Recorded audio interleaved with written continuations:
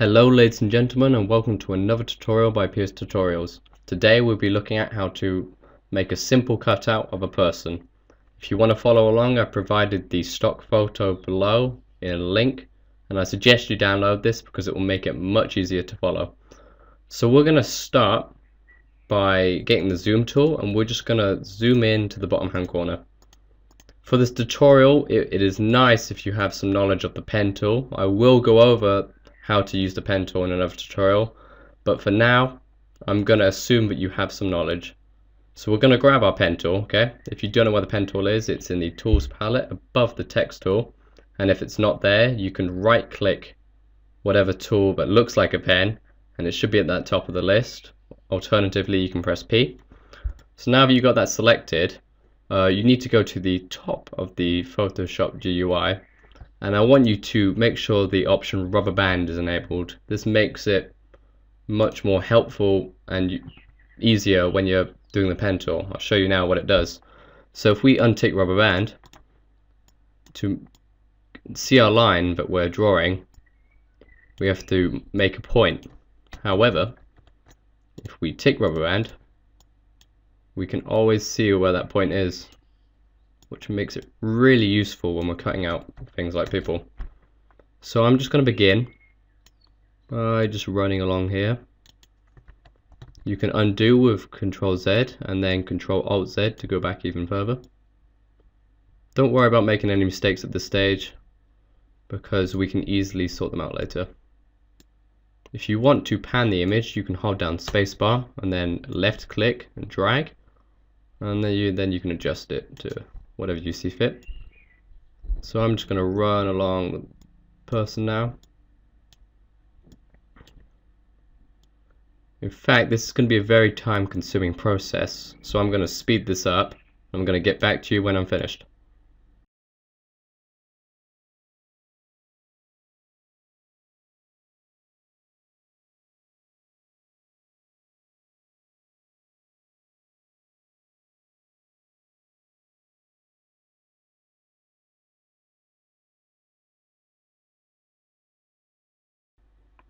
Okay guys, I'm back now.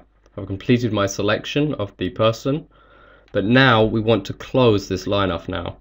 So if we hold spacebar and left click and drag just to pan to where we started, and we'll just bring it over here. And as you can see, when I'm hovering over the starting point, a little circle appears next to the pen tool. That means you can now close the spline or line. Okay, now just click that, it should close it. If we zoom out, you can see that we have a reasonable cutout. You can see I made a mistake here on purpose because I want to show you how to fix that later. Right now, we need to unlock this background layer. The reason why we need to do this is so then we can use a vector mask later on. So if we double click this, and you can name it whatever you want, I'm going to name mine photo, and you can see it's now unlocked, and we can now edit it to whatever.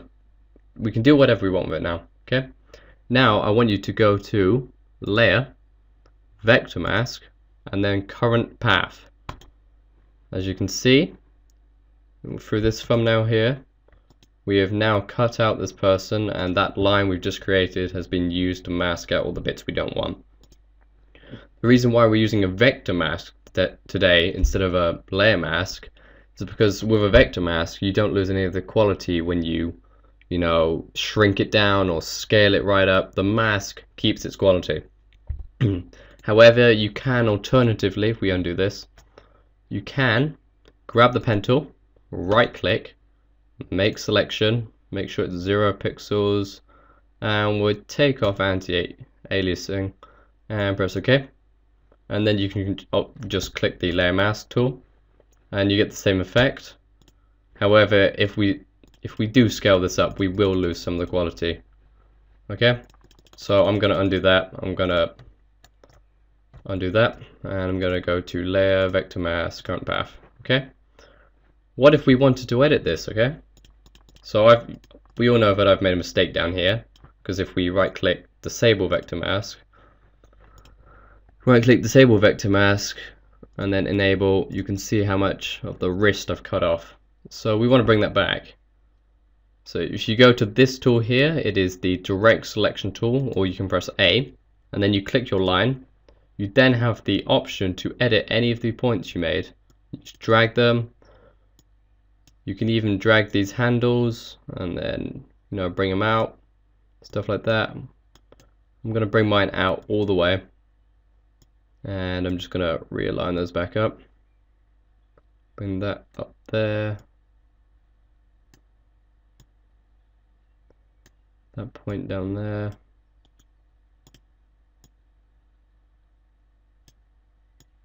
Smoothing. There we go. Zoom back out.